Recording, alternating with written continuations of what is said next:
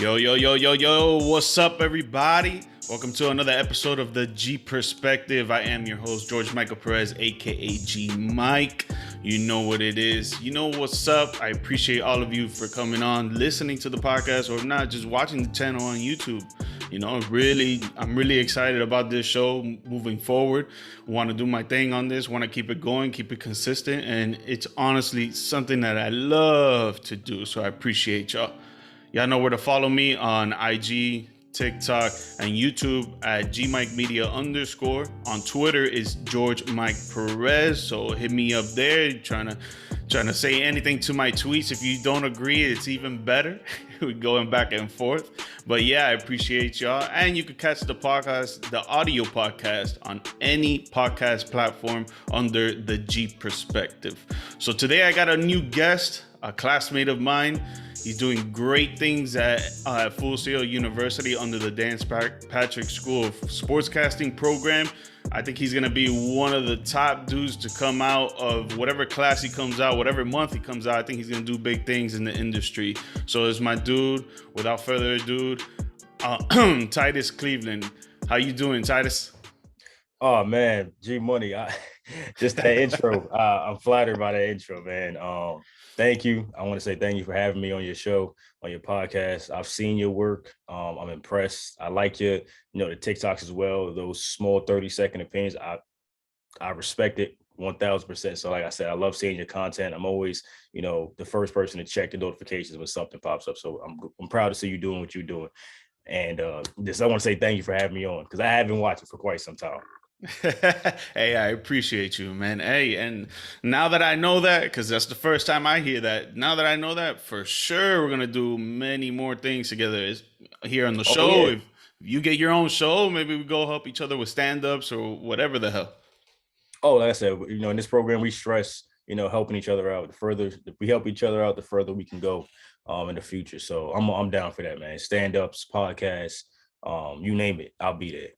Yeah. I feel like you're the type of person that actually wants to put the work in. Like, no matter what day it is, no matter what time it is, if you could do it, if you don't have something to do, like an assignment or something for your job, because I know you're working somewhere, right? That same industry that Alfonso's in and stuff. Yeah, it's a shout out to Alfonso, man. He got me the job working at Catapult Sports. Basically, we just, it's like a recording company. We just record different games for college uh, programs, and just kind of get their games back to them, whether they want it to be highlights or the entire game, to see where they could just run film, see where they went wrong. So we specialize in just getting as much film and recordings back to those conferences in a timely manner. We try to get there in a timely manner. Yeah, no, that's what's up. That's what's up. You're getting that experience. Like I said, I see that you're a hard worker. You put in the work, so that's not gonna be a problem for you when it comes to that company. Hopefully, you get a promotion later on or go into a bigger company and stuff when you graduate. But that's what's up. You're getting that experience right now. Yeah, man, that's the biggest takeaway. Just being in this environment, learning what it's like to be behind the scenes of a production. But yeah, like I said, my work ethic I can fit that anywhere in any industry that I get into, because I have the mentality of, I'm here to do a job, I'm here to work. So Yeah, facts. fun can come, but make sure we get the work out the way first, and that's where I pride myself on. Yeah, like ever since I moved from Miami to over here to Orlando, like just day one, it was just in my mind, just work, work, work, because I came from, a city that was just like party every weekend and do Yeah. whatever I want, stuff like that. So that mindset, I placed it from day one, and it's just work from Monday through Saturday, or Monday through Friday, and then Saturday chill, and then Sunday back to work. Like Mhm. that's how I feel like we should be moving. Yeah, man. Like I said, you from New York, Miami. I'm from another party city up north, New York City. So when you talk about it, I get what you're saying. How the nightlife can take over, especially my generation, the younger generation. We get caught up in that nightlife and partying and just going out every single night. Where I it hit me a long time ago where it's not that hard to be successful. It's really not. You just got to put in the work, and that small ingredient is what people don't want to put in. They don't want to put in the work. They just want it to come to them naturally and easy. So, I established that a long time ago. It seems like you did the same thing to yourself. And sooner or later, that work, the outcome that you put in is gonna, it's gonna show. And it may not show now, it may not show tomorrow, but always I'm persistent on just keeping my head down and just keep going. And so sooner or later I'll pass that finish line and I'll be where I want to be. But it all starts with work. And I wouldn't have gotten that work ethic if I didn't come from where I came from. So shout out to New York though. Yeah, no, 100%. I love that mentality you have because I just raises my respect levels for you. Like you just want to like pursue the dream that you want. You're gonna work for it. No one's gonna stop you. Nothing's gonna stop you. So like using that to that transition of this school, how do you feel about the program that you're in and the classes that you're taking with this? Um, at first, it was overwhelming in a sense because I came here with the mentality of I'm going to go straight to the top. And it was, my way or the highway. And, 3, 4 months in, I realized I'm nowhere near where I thought I was at. And it was a lot of work. I know that feeling. Yeah, it was a lot of work that had to be put in. But this is something that I set forth before I came here. I made a deal with myself that I put a lot of money into this. I'm in debt for a long time, so I made sure that I'm gonna get something out of this. So whether that's dealing with 2 classes a month and no time to really hang out, I set the standard a long time ago. So um, just trying to juggle that lifestyle of work, school, and then also trying to do time to practice your craft was probably my biggest challenge. But what they teach us here in every single class, I think I can say it was a purpose, it was a reason for why they taught it, and we're going to use that later on into our career. So fabulous job from the Dan Patrick School of Sportscasting, the way how they're teaching us, giving us insight on what to expect, the whole nine, man. They definitely, this is worth the school to go to if you're serious about becoming a sportscaster. Yeah, bro. I agree with you 100%, man. You just gotta apply yourself. And that's what I Yeah. try to tell our classmates, like whenever they ask me for my advice, is just, bro, just apply yourself. Like use whatever you learn in your classes, use it on social media, Yep. especially because social media is the way to go right now, man. It's just you're your own manager, you know? Yeah. You're absolutely right. Like that's your platform. That's where you can show, your best work, your best skills, what you're feeling that day. That's the place for it. But as well, like me, like I started with the social media a long time before I came here. I started on social media and it was like, I would post things out, and I wouldn't get the views that I was looking for. I wouldn't get the 300 views. And it took some time to realize like, okay, switch from trying to get views and focus more on perfecting your craft, you know. Facts. And that's where I had to separate the two. Where at first I'm getting upset because I'm not getting 50 to 100 likes on this video that I put my blood, sweat, and tears into. Hmm. It took a while to realize, to be like, okay, screw that, forget that, just keep doing what you're doing, working on what you're doing, because at some point you're gonna hit a level where it's like, okay, I see where I'm at now to where I was at before. And I don't care how many views I got within that whole process. I've made a jump. And that's the part where I'm proud of, which allowed me to be like, you know what, I could take this to another level. And I said, let me go to this Dan Patrick School of Sportscasting. So just having that as an eye opener to be like, don't look for validation when you're doing the social media stuff, because you're doing it for you. So get the value of you perfecting it first before you can get someone else's approval on anything. Yeah, yeah, no, you know exactly where you're going. You know exactly what path you're on, and you got the right stuff, the right tools in front of you. So your Appreciate mind's it. in the right place, man, for sure. You just keep grinding, and you're gonna get what you want. Appreciate 100%. it, man. I definitely do.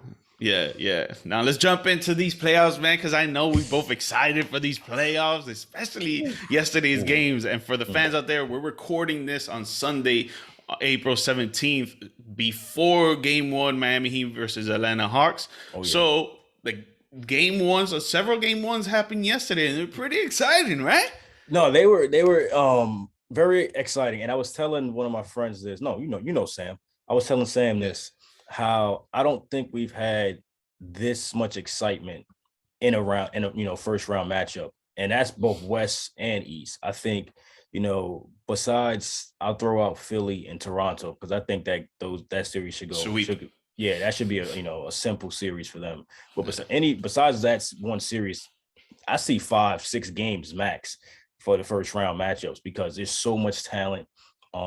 Just not from the superstars, but from the role players as well. Like you're seeing Yep. guys that you normally wouldn't see put up big time points, whether it's 20 or 30. Like we don't know what to expect, but I'm gonna let you roll it in for the first round of yesterday. No, but going off of what you just said, like perfect example, last night, Jordan Poole, 30 points. And you would think that would be Steph Curry. You think it would be Clay.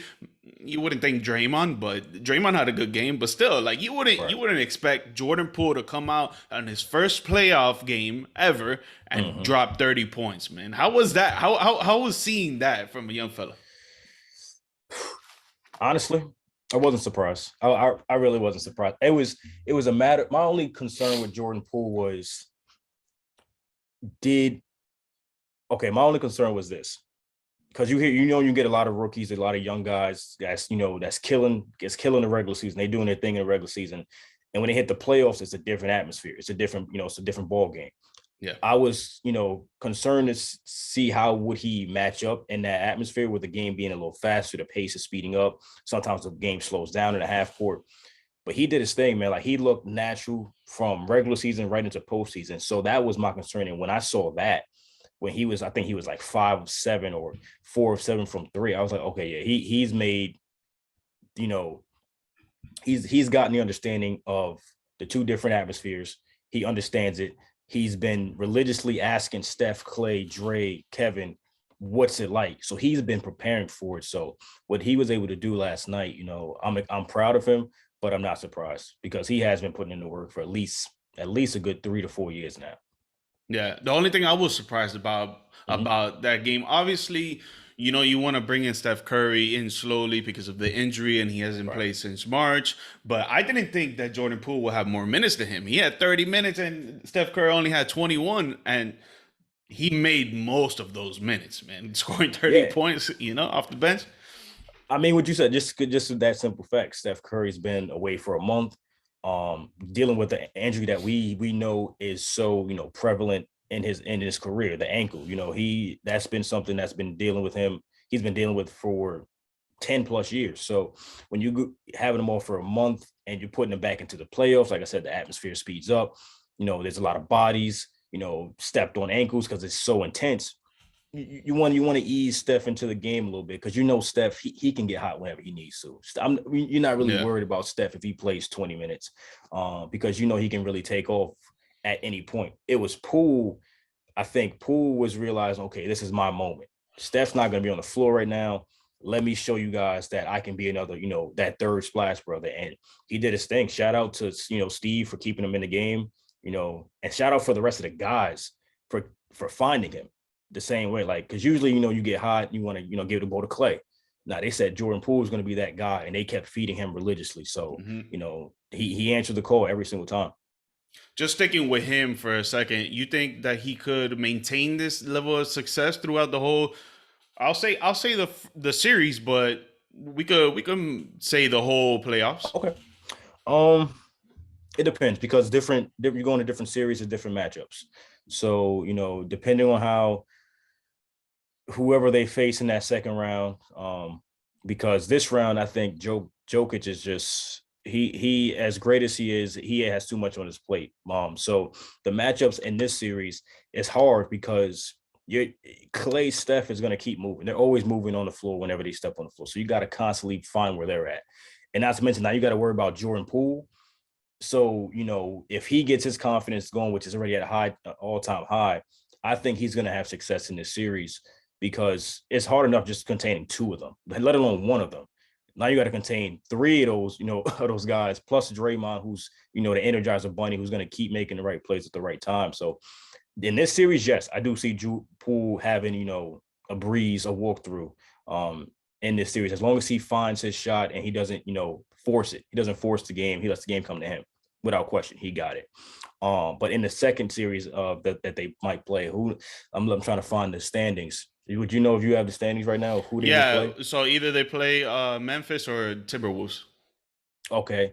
So now, depending on those two games, those two teams, you know, Minnesota's they're going to try to force him off the ball. They're going to try to make him, they're going to try to attack him defensively to get him off the court. So, it's just a matchup, really. If you can pick out your matchup and make a nice game plan for it, Jordan Poole should have no problem because really, if you think about it, he's a third option. It's Steph Clay, then it's him. So, if Steph and Clay are having their, successes, then I expect Jordan Poole to just, find his way, creep through that little hole and get going. But I think Jordan Poole could have success this entire series, this entire playoffs. My apologies. Yeah, no, I feel the same way. And the reason I feel like that is because the confidence that just got instilled in him, I feel obviously Draymond is a big time mouth on that team that Right. he's speaking whatever comes to his mind, and that's good. So it gives Jordan Poole the confidence that he needs moving forward. And then you got Clay and Steph, top one of the top two best shooters of all time, and then Oh, Clay is up there too. It's just he doesn't have all the 3 points on the list, but like you got these two players that shoot lights out, and they're telling you every day how to shoot, the yeah. confidence you need to shoot, how to come off the ball, how to come off the screen and shoot. Like it's just that confidence that's instilled in Jordan Poole. I don't think that's gonna go away, and then I think that's to stay for years to come. Yeah, man.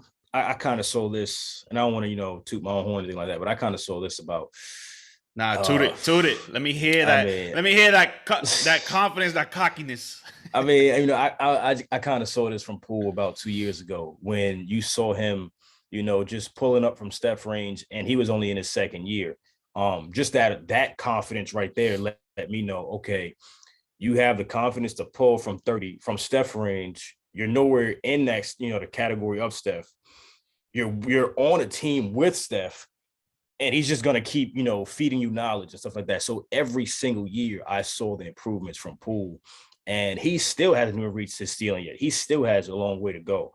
But just this playoff alone, this game from last night, you saw he's that dude. Yep. You know, he's that dude, and no matter, Steph's going to be with the Warriors for a long time, and Clay as well. Hopefully Draymond can, stay with them as well. But Poole is next in line. And that's simple as that. Poole's next in line. They got a young core team after, the Dubs go, the Dub Nation goes. They're going to be set for, a good time. But I saw this from Poole about 3 years ago. Yeah, no, oh, no, and I don't think that they're gonna break up this team at all. They keep these young players, They and if they should. keep, yeah, they keep them together with Steph, Clay, and Draymond. Whoo, Like, I I, see bad coming I, from I Golden say, State. I don't, I'll say it might be another dynasty 2.0 next 5 years from now. Don't sleep on the Warriors. Just, it's bad enough that Steph and Clay, they're never losing their shot. That's Yeah, not going yeah, away. And you mentioned 1 and 2 all time shooting. I'll confirm it, put a stamp on it. Yes, Steph and Clay are the best shooters in NBA history. No disrespect to Reggie, Ray, but the way how they shoot the ball, it's lights out. So yes, Steph, Clay, 1 and 2. But as they get older, their shot's going to stay with them, and then you're going to have Kaminga, who's going to improve on his game. Poole, who's going to improve. You got GP2. He's going to just get better. So that team is just going to grow as they keep growing, as they keep going on, as years to come.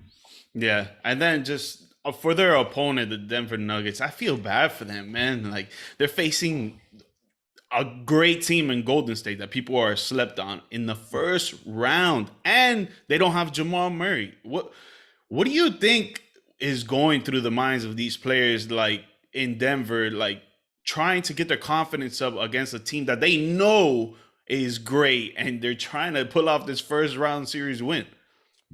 Oh man, that's a good question. It's I'm pretty sure they're all looking at Joker like, all right, we're gonna need about 70 from you, like every single game, Yep. because that's what it's gonna take for Denver to even make this a 6 game series. And you just see, like, and this, I don't want to go off track, but I'm gonna say this and I'm gonna get back to what I want to say. But this kind of just puts a further stamp on why I think Joker should be the MVP. Because what he's been able to do this whole season without Jamal Murray, without Michael Porter Jr., and still have them in a sixth seed in the playoffs. Don't even touch the play in, you make the playoffs. Mm-hmm. That alone gives you, validation that you should be the MVP. But for this series, as a player, it's like, the only thing you can do is forget about that game and go into the next game with a different mindset. This is a new game.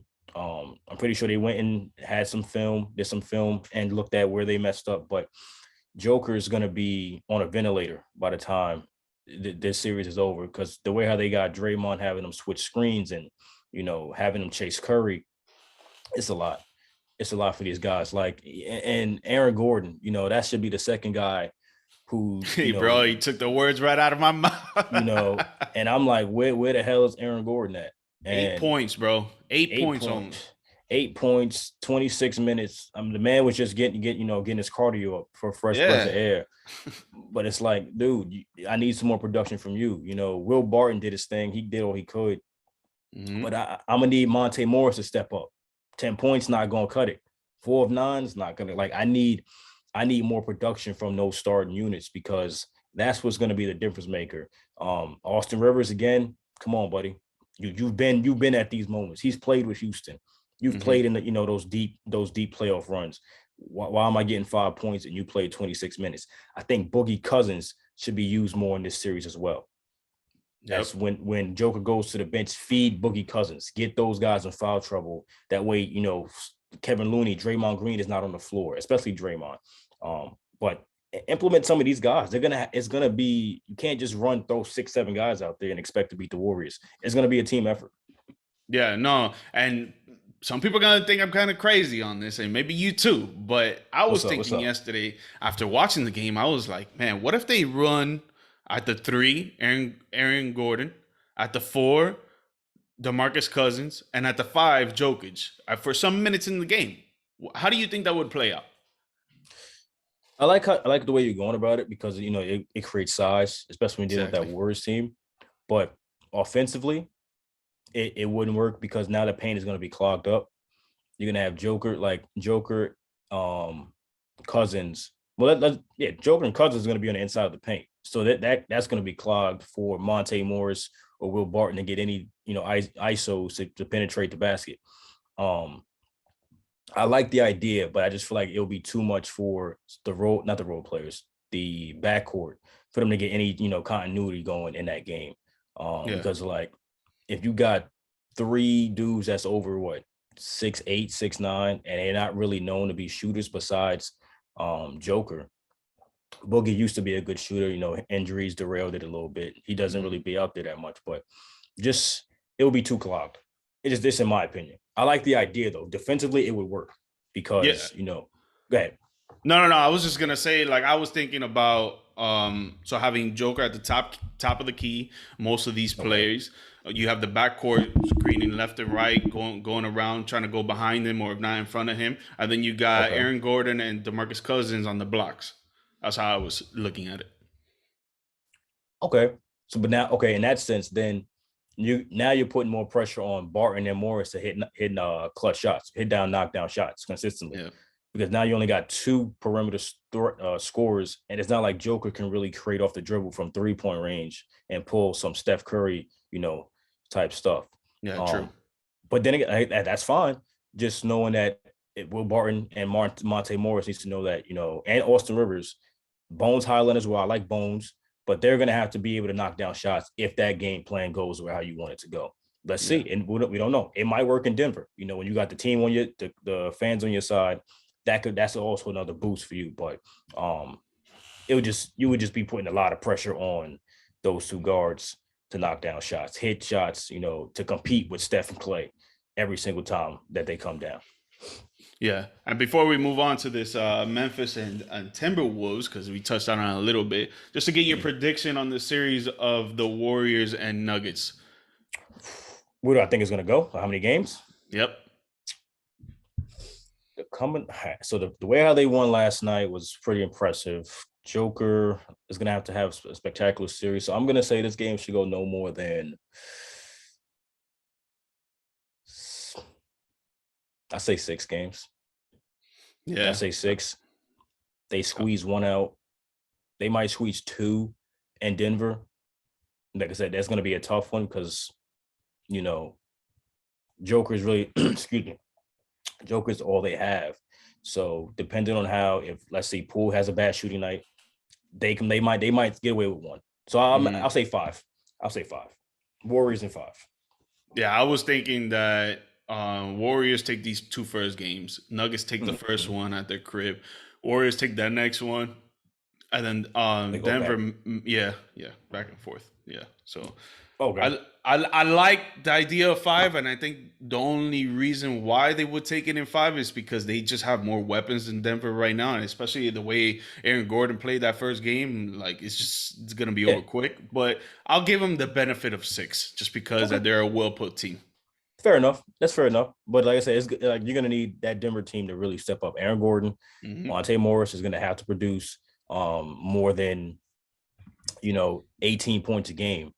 And if they can do that to some level degree, then you might get a nice series. But if we see what we saw last night, maybe that's 5 games. 5 games max. Yeah.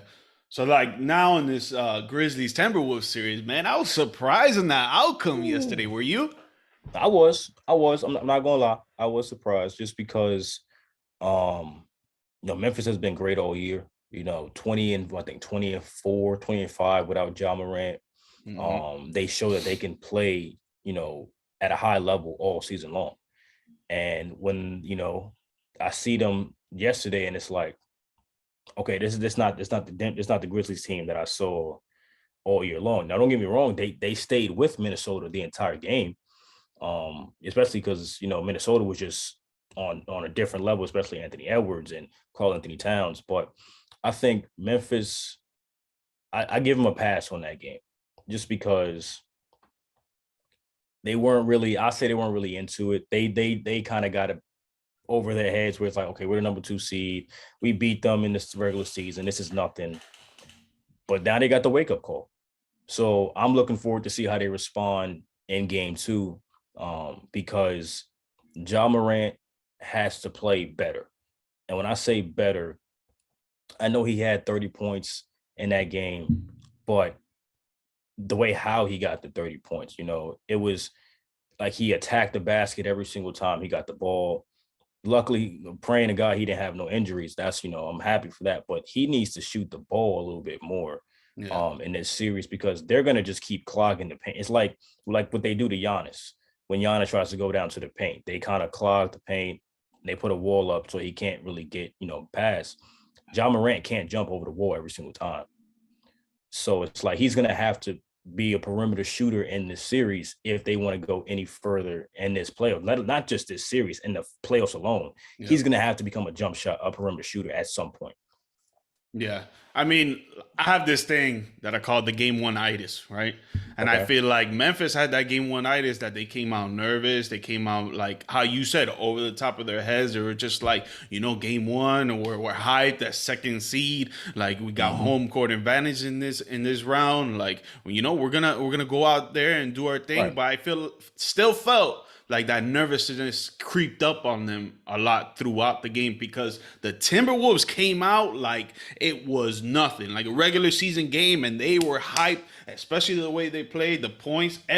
There's 7 players with 10 or more points in this game, so that they came out on a tear. Yeah, they definitely had, how could I say, the energy or the ambition or the drive coming off of that last game that they played in LA. In Minnesota when they played the play-in game. That game alone set the standard for the Minnesota Timberwolves. You get people clowning them about they celebrating and jumping on the scores table and stuff like that. But if you look past that, to them that was a game 7 type atmosphere game. Yeah. So when they coming into this game, they already we already experienced the nerves. We already got, the jitters out the way. And this is a team that we've been looking for all season. oh, we about to annihilate them. And that's the mentality that they had from the moment that the ball was tipped. Anthony Edwards played great. Russell was struggling a little bit, but he hit shots throughout the game. That was pivotal for that team. And then Karl Anthony Towns, he's gonna do him throughout the game. He's gonna get his points. I just feel like, again, what people were alluding to, he needs to stop complaining. Just, if you don't get the call, go back on defense. You're gonna get the call at some point in the game. You're gonna get a call. Just stop complaining about every single call, because they're not going to give it to you, especially in the playoffs. But yeah, like you said, bro, the Timberwolves were really feisty last night. They showed up why they wanted to be in the playoffs, and give credits to Pat Bev, because he's like that Energizer Bunny, like Draymond Green is for Golden State. But so shout out to Pat Bev, man. He's definitely has his team on the right path, defensively and offensively. Yeah, man, I put a lot of respect on Pat Bev's name just because of that confidence that he brings. Like, I'm a type of person that if you have a bunch of confidence in yourself and you don't care what anyone says or what anyone does around you, like, I give you mad respect for that, because like with mental health nowadays, not a lot of people are like that, and they're kind of back and shy and stuff like that. So like when you see someone like that and it brings energy to the people around you, yo, it's just amazing, bro. Man, I say this every time. I wish I had somebody like a Pat Bev, not just in my life. I wish I had him on the Knicks, man. Like, I'm just like, damn, man, like we can't get nobody like this dude on our team. And that's something we could use. But like you say, shout out, you give credit when you see guys like that, because, you have in today's game, people are just lollygagging. Oh, I'm cool. I'm in the NBA. I don't, he came from the gutter. He came from the trenches where it's like, yo, I had to work for everything that I got. And I'm not about to just let, some of y'all, just because y'all in the NBA, let y'all just, mess up my opportunity to go into the playoffs. So, I like the mentality, but like I said, damn, man, I wish we had somebody on the Knicks like that, man. It could do so much for us, man. Oh. Man, one thing I'll say about that, man, honestly, if the Knicks turn into a good team, it's a great look for the NBA. It's great for the NBA, so they need to get back on that, man. Oh man, I try to. I say it all the time. When it comes to the Knicks, like just hearing games like Atlanta Hawks Knicks or Celtics Knicks first third rounder, like just hearing that, just it makes me depressed, because I know it won't happen for a long time. Just because like the Knicks are we just don't know how to stay consistent with the pieces that we have, or the front office. Like it's just a whole mess up there. And just me talking about it, I'm feeling a little sad. So we're gonna let's skip past New York. We'll get another episode in on that, man. Yeah, don't worry about it. We'll dissect that. Well, trust me, it'll be a lot of dissecting on that episode. Yeah, for sure. But yeah, Timberwolves, Grizzlies, man. I think the Grizzlies are going to respond in game 2, and they should win that game. This game, like I said, for the Golden State Warriors series, this game should go. I'm going to say this game goes to 6 series. Okay. This series goes to 6, just because the amount of scoring that both teams have. Like Minnesota, you got your big 3, and then in Memphis, you got like a plethora of dudes that can really get hot. They're Desmond deep. Bane, yeah, they're deep. So I'm willing to see who gets their game plan, in order first. Like who realizes, like, okay, this is a game plan that we're running. This is in this series. We're gonna perfect it. So whoever gets to that, understanding first I think they're gonna take it away, because who's really guarding Anthony Edwards on Memphis? I don't see nobody.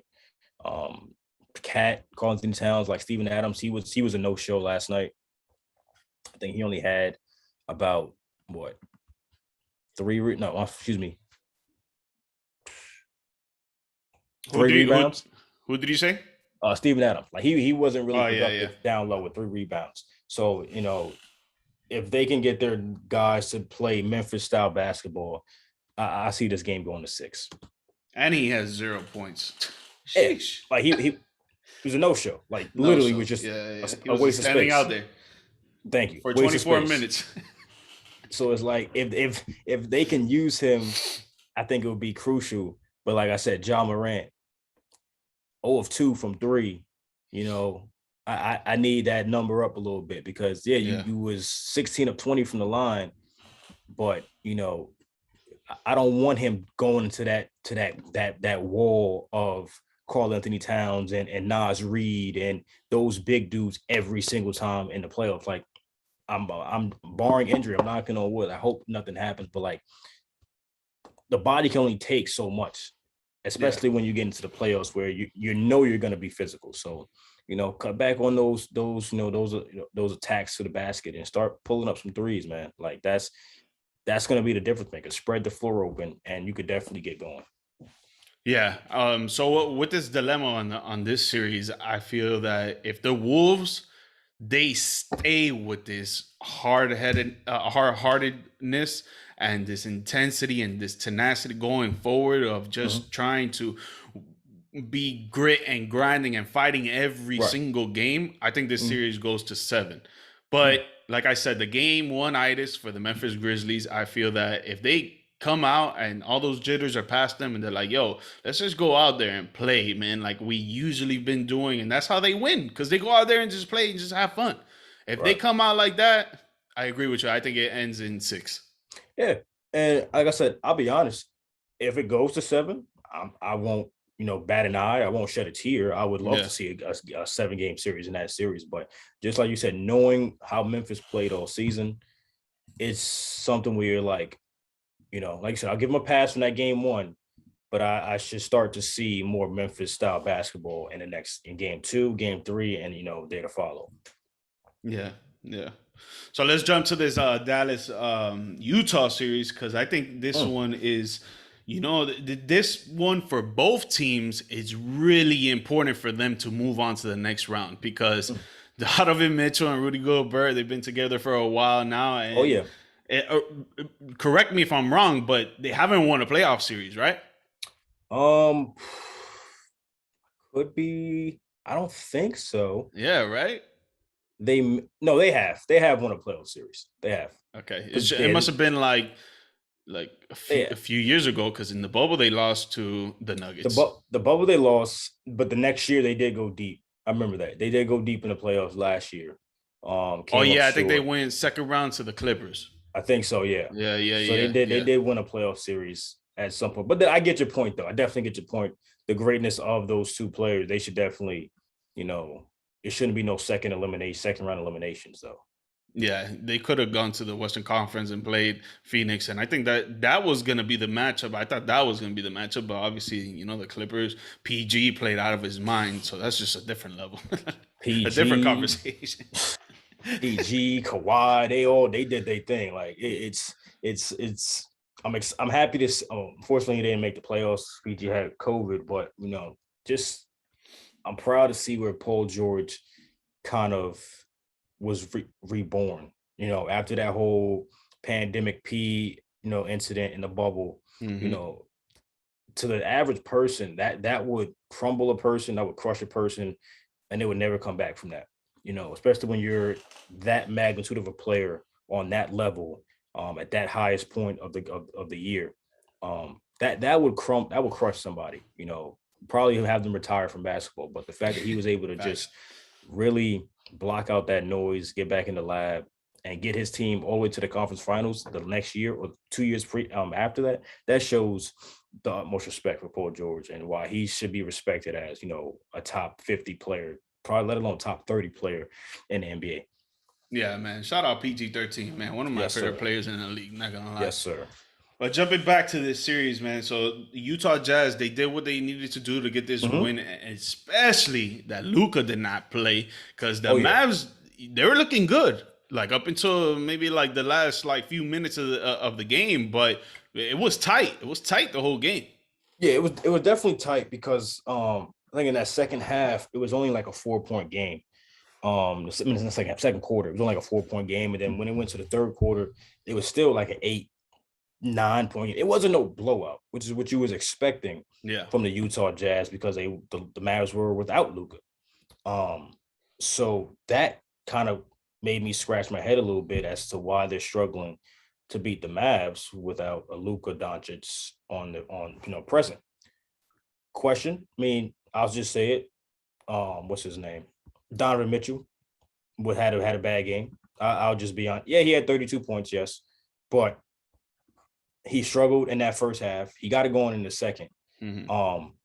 But it's more about Donovan Mitchell. If he can play like Donovan Mitchell of last year, when he was just, on fire from every single spot on the floor, I think this team should beat the Dallas Mavericks in, I say, 4 games.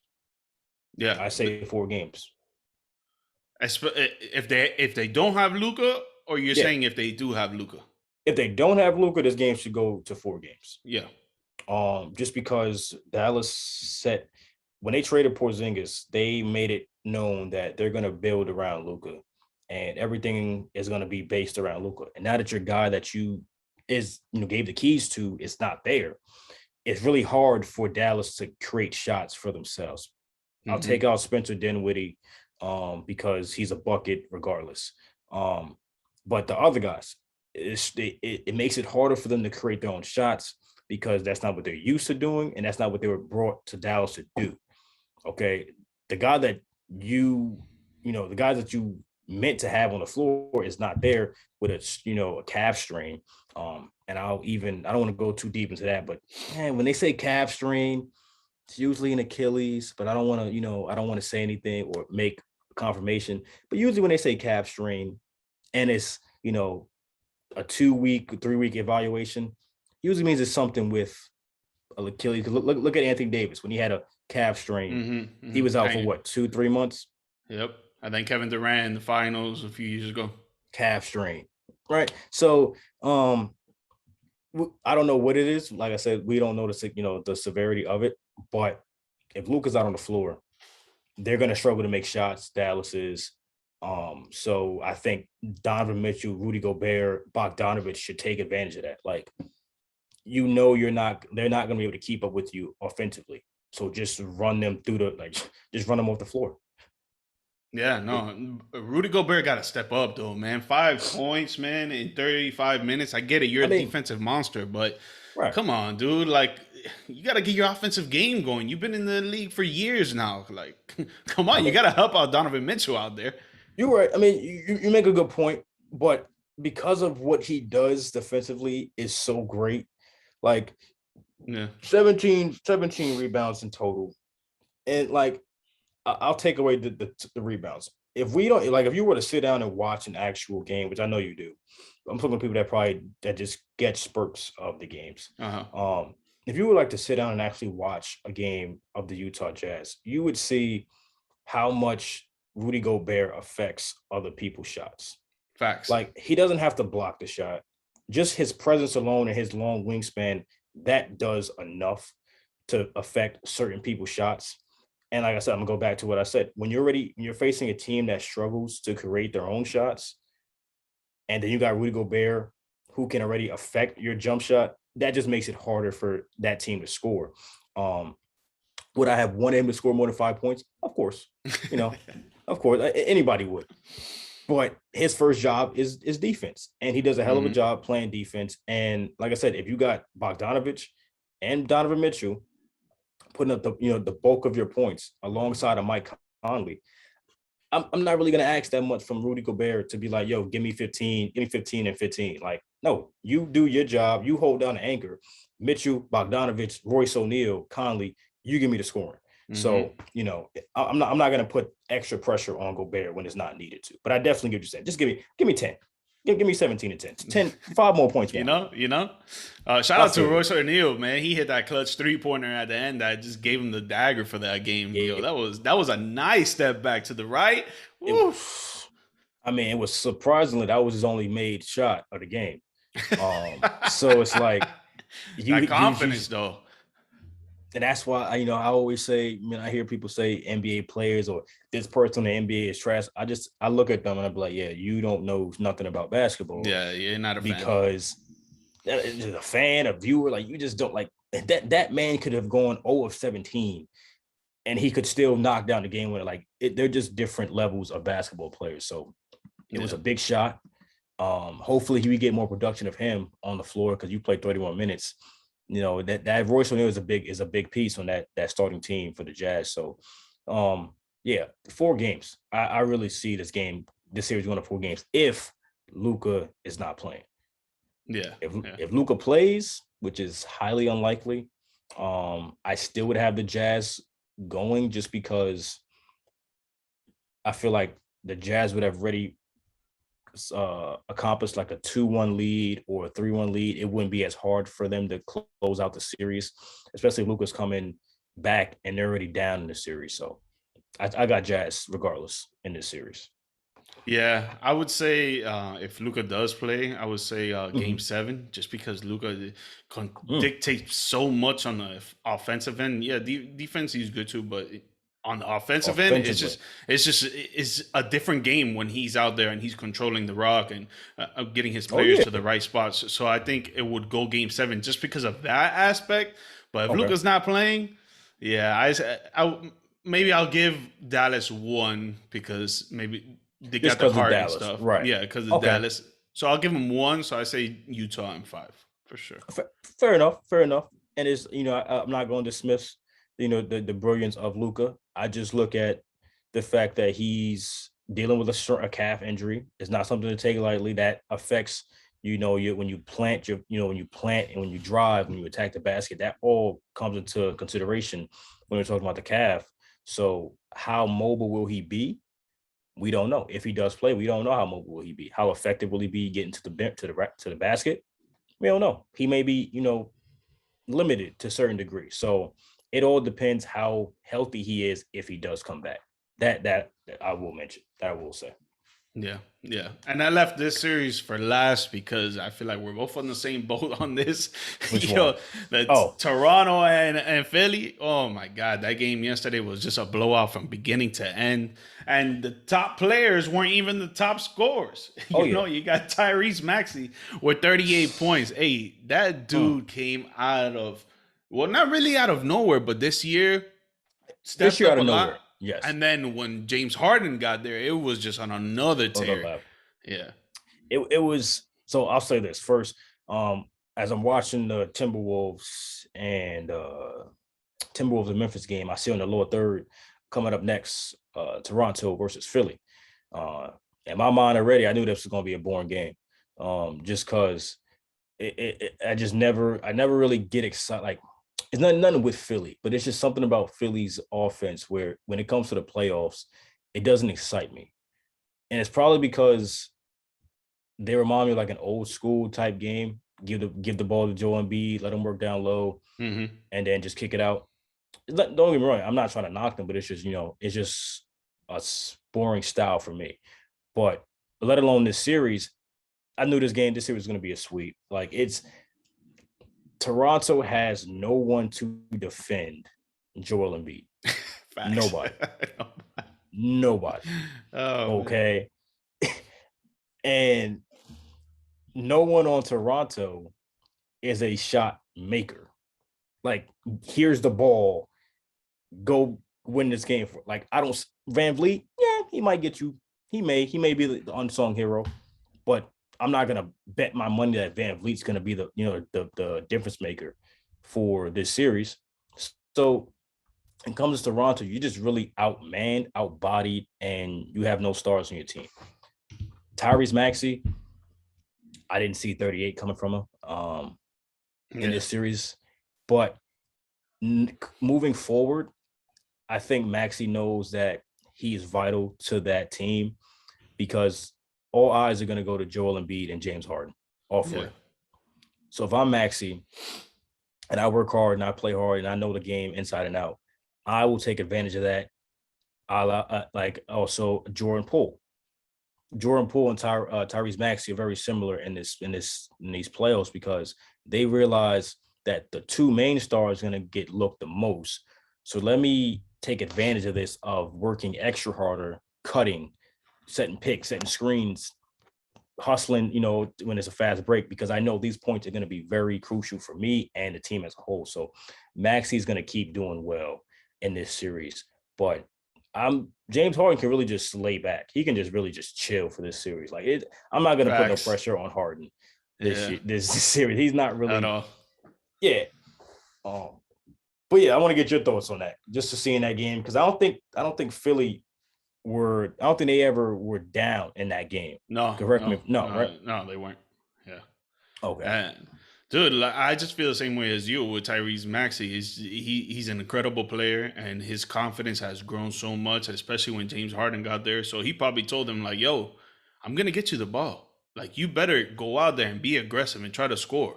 You know, like, cause you got it. You could score. Yeah. So, you get another star player, an MVP type player to come in and instill that confidence in a young dude in the league like that. Like, it's gonna make him want to work harder, want to be better on the court. Oh You know? yeah, 1,000%. Even I think even Embiid has said that he is the hardest worker on the floor. Tyrese Maxey is. So when you put hard work, dedication, and with the talent, combine it all together, you get these type of performances of 38 points. 5 of 8 from 3 and 14 of 21. Like, you get those big time performances. And I'm happy because for a young guy like that to be given, I don't want to say the keys, but coming into the season not knowing if you're going to be the starter, if you're going to be the sixth man, and having a coach that says it's yours, like, here, Yeah. and you don't really duck away from the adversity. You really step up and you do more than what was asked of you. Like, that's impressive in itself. Mm-hmm. So I do see Maxey, being a factor, not just in this playoffs, I keep saying playoffs, not in this series, but in the playoffs as a whole. So shout out to Maxey in this game one for putting up, almost breaking Luka's record of 42 points a game in Yeah. opening debut. But I really don't see Toronto lasting. Notes like, come on, bro. Like, come on. Facts, dude. Wait, like, we'll be nice if we give him one game, but Yeah, man. Like, I'm like, let's be like, you had Tobias Harris and Maxey be your two leading scorers, and they still won by 20. And Embiid had 19, Harden had 22, and they still got blown up by 2. So, like, imagine if roles are reverse and you still get a production from Maxey and Tobias Harris. They might have won by 40. yeah. Like, Yep. This series is over. I'm sorry. Like, no disrespect to Toronto. Yeah. I know y'all got you. Next. For real. That's really how it is. It shouldn't go no more than 5 games.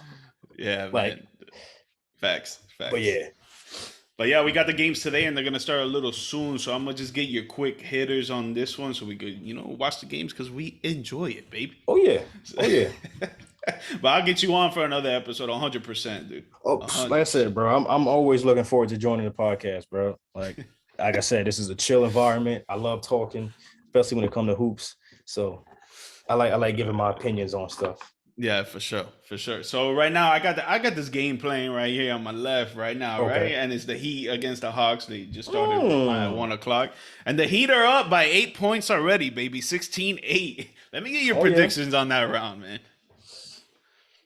This is gonna be interesting and take right here, but I will say this Heat team goes as far as Jimmy Butler goes. Okay. And I say that because when we saw Jimmy Butler go to the finals in the bubble, we saw a different type of Jimmy Butler, where it was like, okay, he can be the alpha guy, the number one guy, where it's like he can take over a game at any point. And unfortunately, he came up short. He didn't win the finals. But then the next year, he kind of took a step back, took his foot off the gas pedal, and you saw they lost, I believe, in the first round of last year. Yeah, to Milwaukee. To Milwaukee. 5. Right. And that was because Jimmy Butler, I don't think he didn't have that dog. And let me take that back. I will never say Jimmy Butler doesn't have a dog in him. But he didn't take, because I'll never say that. But I didn't see that explosiveness, that want to from Butler like I saw in the bubble in the NBA Finals. So if Jimmy Butler realizes that this is not a team to mess around with, because Atlanta is definitely a team that can really, come up underneath you and knock you out the playoffs. Because especially in the second half. Exactly, because how great Trae Young is. That I'm not gonna get into Trae Young because I know that boy. I know what he could do, bro. That's a different episode. That's a whole different episode. What he did to my Knicks was unfair. I don't like how he treated my Knicks. Man. But knowing that Trae Young can definitely get going at any time, if I'm Jimmy Butler, I don't want that to happen. So I expect Jimmy Butler to come out strong. He has 5 points so far in this game. I expect him to average at least 25 to 30 points in this series off rip. And that will be the reason why they win. If not, I see the Hawks. Unfortunately, I know you're a Heat fan, but I see the Hawks possibly winning this series. Yeah, I gotta disagree with you, obviously. But fair enough. Fair enough. So last year, how you said that like the team didn't come together and we lost in 5. I think it was more of the fact that was the first time ever that there were 2 NBA finals in literally less than a year because of the bubble and then the transition to the next season. So I think that they were just too tired, just like the Lakers. Obviously, they lost Anthony Davis when they were playing the Phoenix Suns in that third game, but they were still tired as well. You saw it in LeBron when it came to game 5. He was exhausted. He was like, yo, man, I can't keep doing this. You know, so that's what I feel. But even though I still think that Milwaukee was the better team, hands down, last year. Yeah. Milwaukee probably defensively had the best team in the Eastern Conference. But I'm listening to what you're saying. You said, fatigue played a factor. Fair enough. I'll give you that. But it's like, it's something about being fatigued where it's like you can't, like, you have no more energy to go. And then there's something where it's like you fatigued, but you push through it and you keep fighting. Yeah. Okay. And I saw how fatigued Butler was in those finals, but he kept going until the last whistle had went off. And I just didn't see that same energy from Butler in that first round. Granted, like you said, it was the shortest off season in between, but it's like, hey man, like this is y'all NBA players, bro. These are professional NBA players where it's like they get paid X amount of dollars, they have their bodies in good tip-top shape. I don't want to hold that as the reason why, Butler. Did they get swept in that series? I think it was in 5, if I'm not mistaken. Or if not, it could have been a sweep, but I think it was in 5. Okay, either or. I just feel like they could have had to put up a better fight. In that game. And fatigue could have played a factor, but it's really I put all pressure on Jimmy Butler. And, it's hard for me to say that because I like Jimmy Butler. I know what type of player he is, but he has it. Like he has, I've seen it. And the fact that he doesn't show it every single game or games where it's like meaningful, that's where it kind of bothers me a little bit. Yeah. Well, for me, I'll say Heat in 5. I'll give the benefit. Okay. Yeah, I'll give the benefit of the doubt that Atlanta takes 1, but I just think that our defense is just too up there right now, and we're deep as well. We're like another Memphis Grizzlies type thing. But yeah, I'll say Heat in 5. I hope so because it's a real, like, it shouldn't be that hard to stop Trae Young. It's pretty the same thing. The pick and roll. If he has Clint Capella, he'll toss it up to Clint. If he doesn't, he hits the floater. If you snag off on him, he'll pull up for the 3. So, depending on how y'all game plan is, Eric Spoelstra, it shouldn't be that hard to stop Trae Young. But if you guys are having a hard time trying to defend him, then I'm gonna say game is going to 7. Because Trae Young, I'm sorry, I ain't trying to be. No, I hear you on Trae Young, and I agree on Trae Young, man. That guy, you don't know what you're gonna get with him, and especially in the second half, man. This guy will come out of nowhere and shoot lights out. He'll give you 34 like he did the other night. Exactly. So I don't sleep on Trae no more, especially never. Yeah. But I feel that. Yeah, man. The next series, and I think it's gonna be one of the greatest series in this whole playoff run, is Boston versus Brooklyn, because Brooklyn did a little cheat code and they got the 7th seed. You know what I'm saying?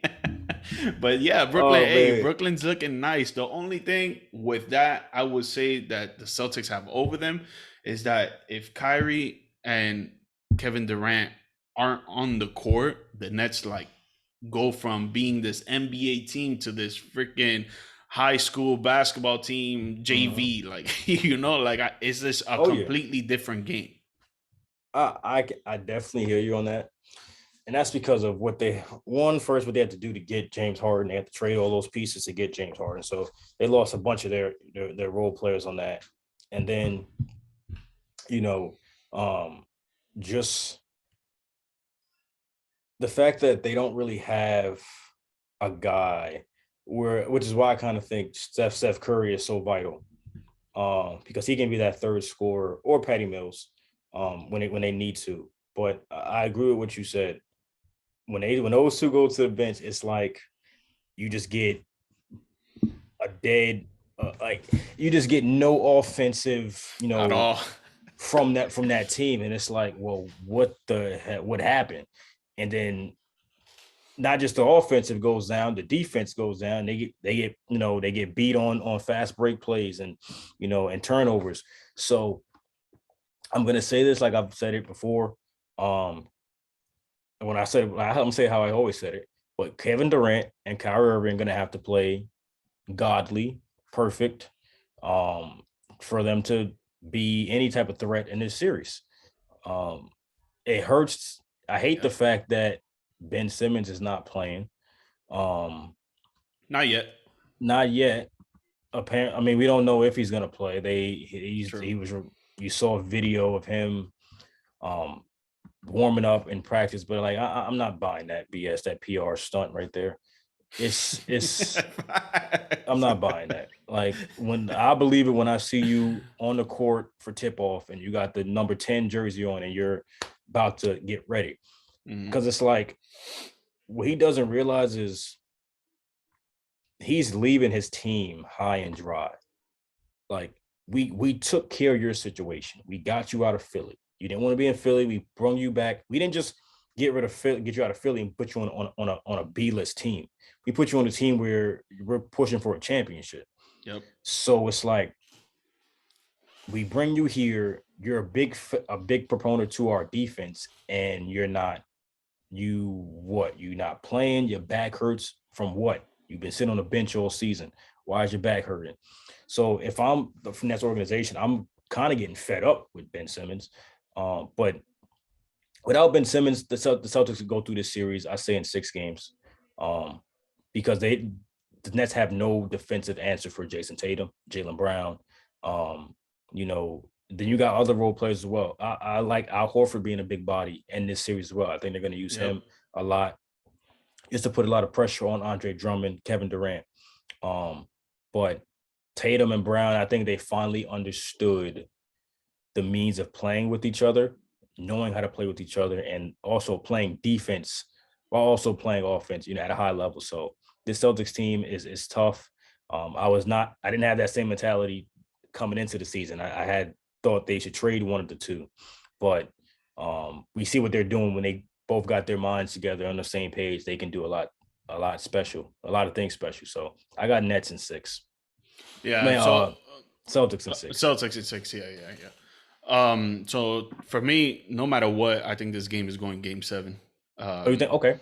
Yeah, I think it's going Game 7 just because I think that KD and Kyrie are going to be in the tear most of this series, just not all of this series. So that the games that they're not on the tear, they're probably going to lose. And then the games that they are on a tear, it's going to be close, but I think they'll pull off the win. Because from what we saw in the play-in game against the Cleveland Cavaliers, Kyrie went off. He was nearly perfect through through the whole game. And then in the fourth quarter, he missed his first shot. And he had 12, 13 shots or something like that? Yeah, he was 9 of 9 from the field in the first half with 20 points. I think he finished the game off for like 10 of 13 or 10 of 14, 11 of 13, something like that.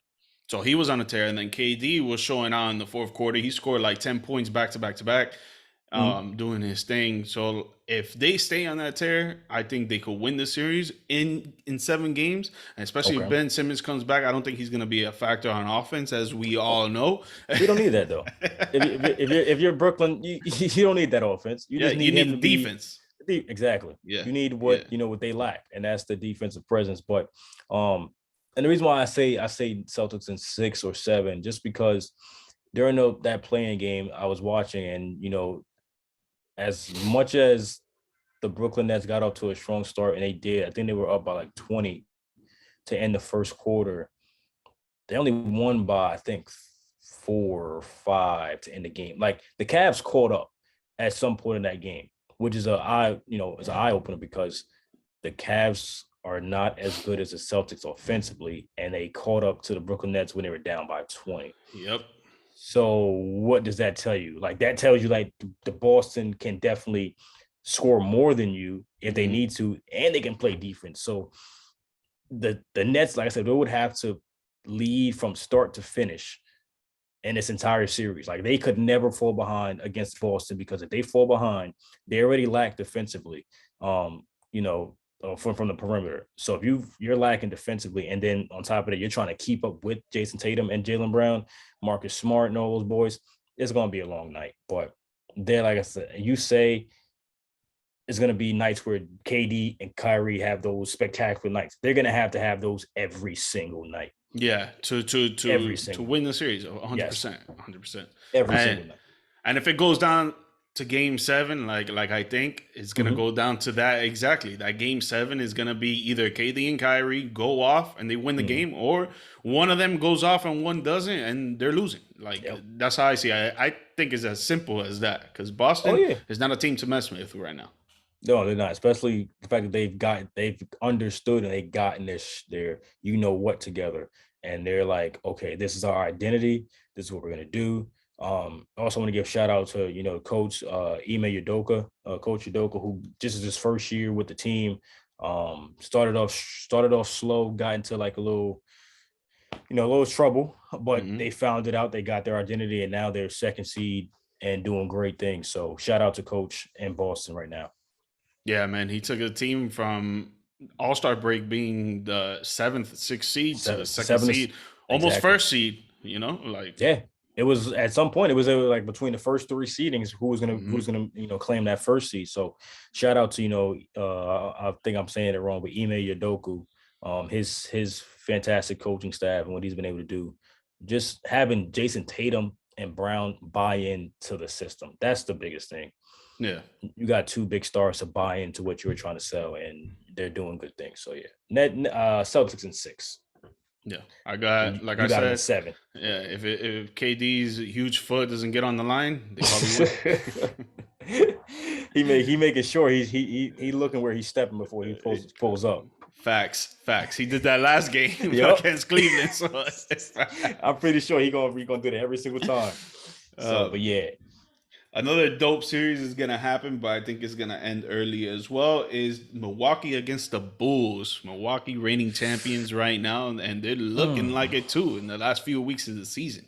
And then the Bulls, they started off amazing. I was proud of them, but then after the All-Star break, it was just like, you can't beat any top team, and especially in the East. In the East is where they lost the most against the top teams, but still, even in the West, you couldn't beat them. Like, how does that transition into the playoffs knowing that you're going to be playing the NBA reigning champions first round? Well, I'm going to say everything you just said. Everything you just said was spot on, on where they started, where they ended, just everything. Coming into this series, I do not see them beating Giannis and the Bucks, just because, as mentioned, like you said, the Bucks have been on a tear to end the season. Even though they did lose a couple of games, but like you just saw them getting prepared for the playoffs. You saw them ramping up for the playoffs. Giannis is, becoming that, and he's getting into that mode of playoff mentality, and he's, making the right plays. He's knocking down threes. He's coming up big in big moments. So Giannis is playoff ready. But the Chicago Bulls, man, I think 2 things. When they got injured, when they hit the injury bug, and not even that, the COVID bug, they dealt with 2 different type of, issues where COVID you had Caruso go out for a couple of weeks, then you had Lonzo go out, then you had Zach LaVine go out. So like the fact that they was able to maintain a top team while all that was going on, that spoke, volumes to that team. But I think what really happened, what really set them apart was when, don't be ready for this, when Lonzo Ball went out for the season. And I say that because as much as we like to give praise to LaMelo, and how, he might be the best ball brother out of the three, which he probably is. I'm not gonna, we'll make it confirm. He's the best ball brother. I agree. But right, yeah. I mean, you see it, you've seen enough to say, okay, he has the most talent. But what Lonzo does for the Chicago Bulls goes unnoticed to a lot of people because yes, he's not the top scorer, he's not DeMar DeRozan, he's not Zach LaVine, but he knows how to orchestrate that offense to a T, and he's a great defender. So now instead of just having Zach LaVine and Caruso, now you have Lonzo, Caruso, and LaVine, which Vujicic.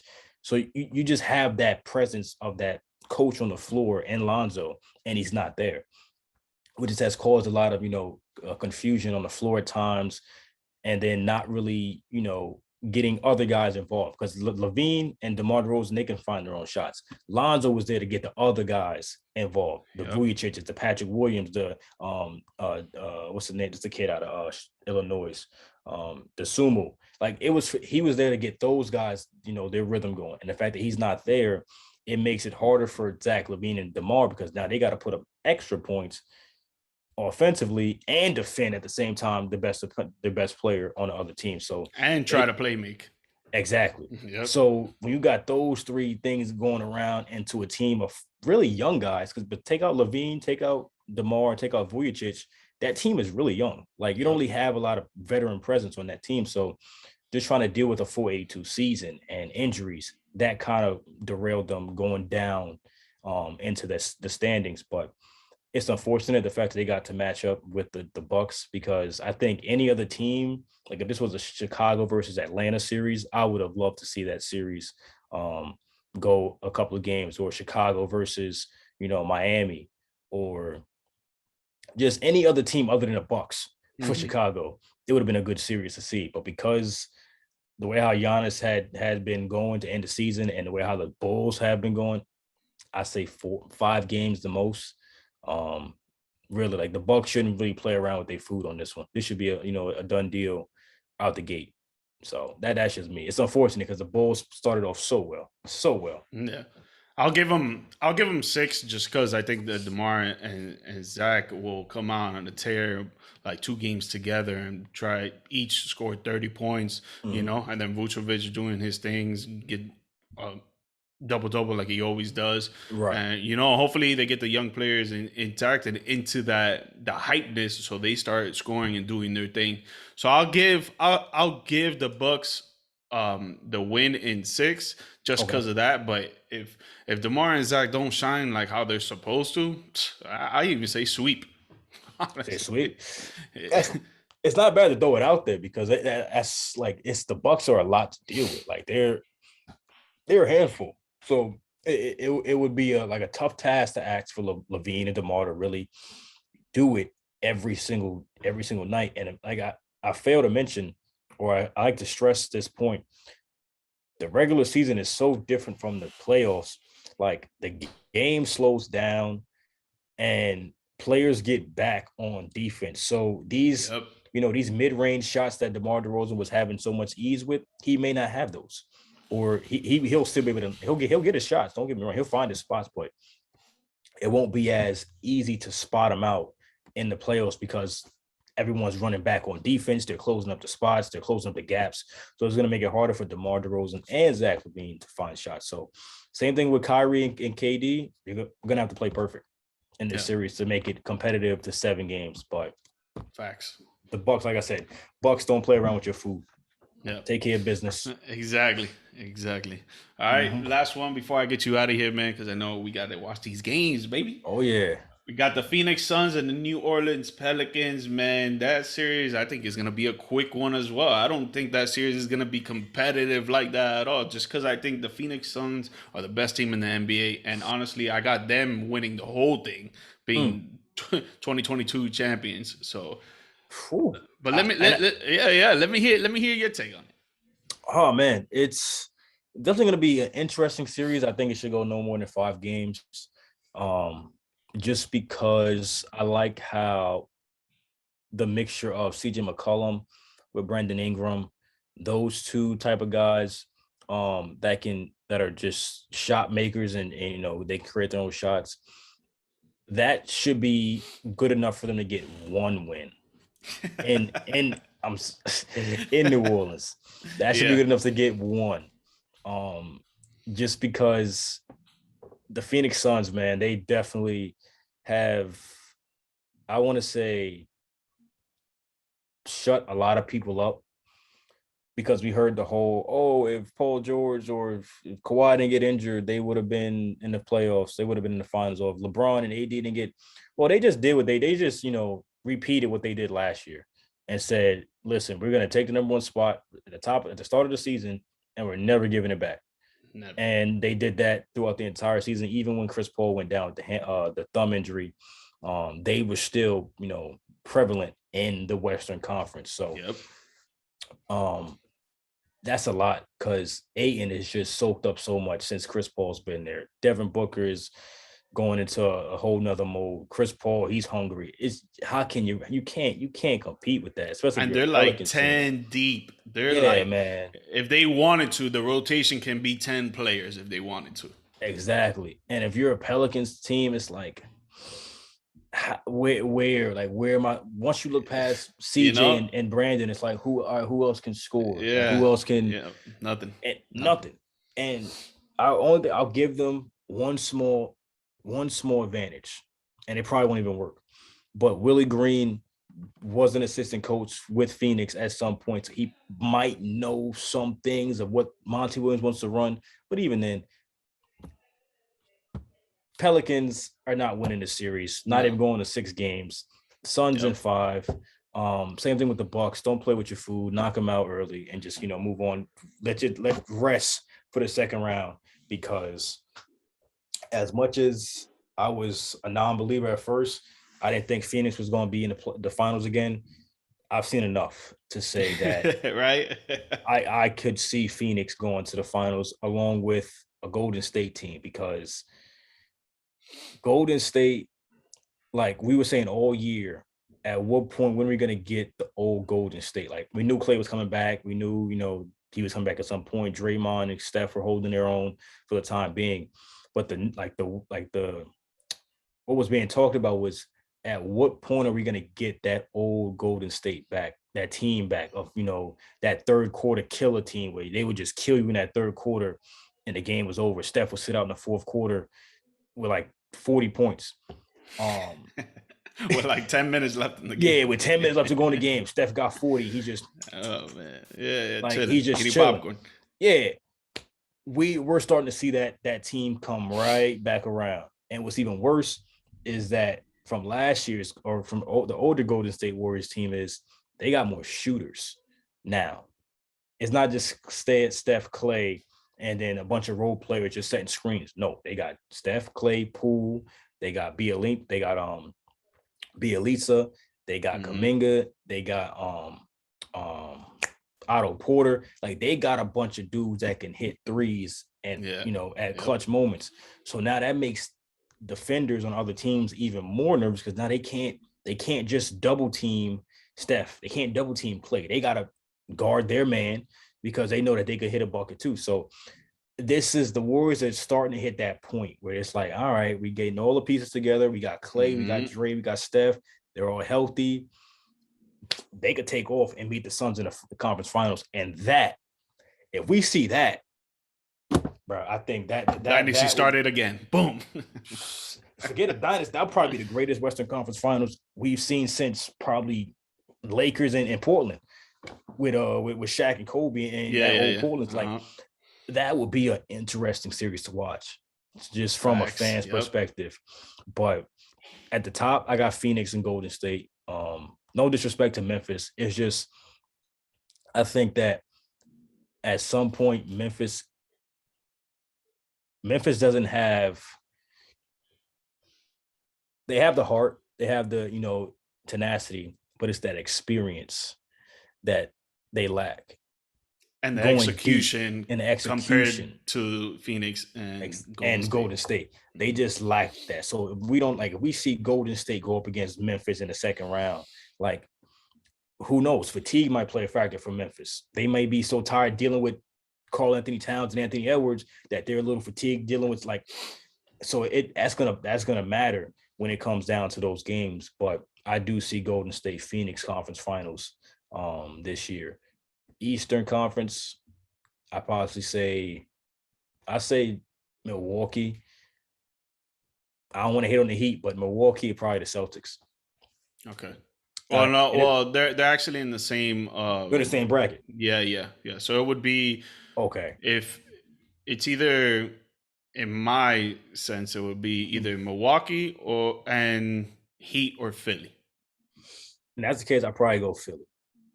Okay. I probably go Philly, and like I just said, I just think Miami's a great team, but they just, like for them to win, they have to all play together, have all be in sync, in my opinion. Like if Bam's on fire, Tyler Hero's getting his thing going, and you got Butler averaging about 20, putting up 20, 28 and 7. That's a good game for the Miami Heat as a whole. But then again, like if Bam's not getting it going and Tyler's struggling, it's kind of hard because usually Butler doesn't want to take over the game. He kind of he's more passive. He'll just be like, no, we'll keep passing. We'll keep making the right play. Where at moments like that, if I'm Butler, I take over the game. Like, all right, Bam, you don't got it going. Tyler, you struggling. Let me get the ball and just let me see if I can do something. But we'll see. We'll definitely see. But it's definitely, like I mentioned at the start of the show, this is probably the best first round matchups we've seen. In a while. Wow. Hell yeah. I agree, man. Mm-hmm. Oh, right now, real quick, Miami is up 41-26. Just want to say. Okay. All right. Hey, like I said, I'm no professional analyst yet. I ain't there yet. You'll get there. You'll get there for sure. 100%. I have no doubt in that. But like I said, I'm looking at the stats right now, and they doing their thing, holding Trey to 4 points. He's struggling from 3. So I'm pretty. They got the game plan. They understand the game plan. And the fact that I believe he's not in, Clint Capella's not in, that's a huge factor for Trey because that's your pick and roll partner. Yep. So now that you don't have your pick and roll partner, you're kind of limited to a certain degree, which is kind of why he's struggling right now from the field. So good job, Miami. They know what they're doing. Hopefully they stick with the game plan because I know in the second half, Trey and Nate McMillan are going to have something to, adjust to. So no doubt about that. Mm-hmm. Yeah. So it's going to be an awesome playoffs from here. Oh, yeah. And now we're just in the beginning, ladies and gentlemen. It's going to be great. Hopefully you guys stay watching like we are going to be watching for sure. Titus, submit your social medias here right quick. Promote yourself. Oh, man. I usually don't promote myself, but, since you asked for it, Instagram is Cleveland NYC _ that's usually my tag right now. I don't really get into the whole Facebook. Twitter, I'm working on Twitter. I'm trying to get my page up. And then Snapchat, that's just you gotta know me personally to get my Snapchat. So we'll just stick with respect that. We'll just stick with the Instagram panhandle at Cleveland NYC _ follow me, shoot me a text, DM me, whatever you want. If you mention something about the Knicks, I will block you. Just letting you know that right now. I'm just letting you know that right now. Don't mention nothing about the Knicks, and we can have a great friendship. Oh man, but yeah, that's what's up. That's what's up, guys. You know where to follow me: Twitter, GMike Perez. You know what it is on IG, TikTok, YouTube, GMike Media _ and the podcast itself, audio platforms. Everywhere it's the G Perspective. Hey, Titus, thank you, man, for your time. For sure, I'm going to get you on another episode, so we'll schedule that soon. Yeah. Hey, but real quick, keep working hard. Keep doing your thing. Keep going forward, man. Don't let anything stop you. Don't take a day off. If you want to take a day off, at least get like 30 minutes or an hour of work. Do a little TikTok or something like that. You know what I'm saying? Yeah, I mean, like I said, I try days when I just have time to myself, where I probably won't even do a TikTok. I probably just read an article and I would just create, a 30-second stand-up or something, just something where I'm constantly working on my craft. I try not to just sit around and just be on my phone all day. That's another sort of type of way I consider death in my sense. You're just sitting on your phone, just letting time pass, and you're not really taking advantage of what you're put on this earth to do. So I just try to keep working anytime I can. Whether it's if I'm playing 2K, I'll probably mute the game and just analyze from that perspective. Or if I'm watching the game, I'll mute the game and try to pinpoint what they're talking about or even I'll have my take before the halftime show, and I'll see where it matches up between Jalen Rose or Mike Wilbon or Stephen A. Just to see if I'm in that same ballpark. Yeah, So I'm yeah. always working, Compare man. yourself to them quite a bit. Yep. Yep. I know what you're And saying. yeah, man. But I guess I want to just thank you for having me on. Episode, I forget, it's episode 16. Yes, I could be sir. wrong. Episode 16. I appreciate it. We was mentioning about getting me on a while back, but like I said, you was busy, I was busy. But the fact that we was able to finally got to do it, man. Hell yeah. That's all that matters. Game ones. We got many more games to go, so there's gonna be many more episodes. I might be back for the finals. I might have you on maybe for the earlier. finals. Maybe earlier. I'm looking forward to it. Either way, I'm straight on it. And like I said, I'm glad that I get to be around people that's driven and work hard and have a goal for what they want to do, because where I'm from, like it's a lot of people that talk a lot and they don't really put it into action. Yes, sir. So the fact that I get to be around people who speak on what they want, but also they put in the work to get to where they want, and that's that just makes me work even harder, because I love competition. I'm a sucker for competition in the most positive way. I never want to tell another person that he can't do this or he can't do that or he's not ready for this. If that's what you want to do, go for it. I'll just let you know that it's going to be a dogfight. It's going to be hard. You're not the only person that's trying to accomplish this. So just know that you're going to have some, them days where it's going to be like you put in all this work and you don't see nothing coming out of it. But just know that that's the plan. God has a plan for you, and he has you where you're at that moment for a reason. And when you get to that point where you just dream so long for, nothing's going to stop you, nothing's going to break you, because you went through that whole adversity alone, or with people that but you went through it. So that if you can get through that, nothing else could really distract you or push you away from where you want to be.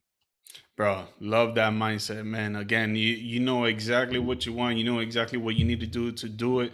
And honestly, I see it happening for you 100%, dude. 100%. I appreciate that, man. I appreciate that. I just try to stay humble. That's all. Yeah, always. I feel that. But then, sometimes you gotta go out and, you look yourself in the mirror and be like, I'm that dude. I'm that dude. You know what I'm saying? I mean, I let it be known. As soon as I put on that suit. When I throw on that suit, I let it be known. Like I got that dog, I'm X that factor. dude. Yeah. But it's what we call humble beast. Humble beast. Love that. Humble beast. Put that on a shirt, baby. Put that on a shirt. Most def. Shoot, I'll start selling it. That'll probably be my new marketing tool. Love it. Oh man. Hey, thank you again, bro. And for sure, I'll get you back on. I'll see you at school. Keep working, my dog. Likewise, man. You enjoy your Sunday. Enjoy your Easter Sunday. Everybody that's watching, it was a blast. Hopefully, I get to see you guys in the future. But follow the GMike's podcast, man. He's doing his thing. Appreciate you, my dog. All right, man.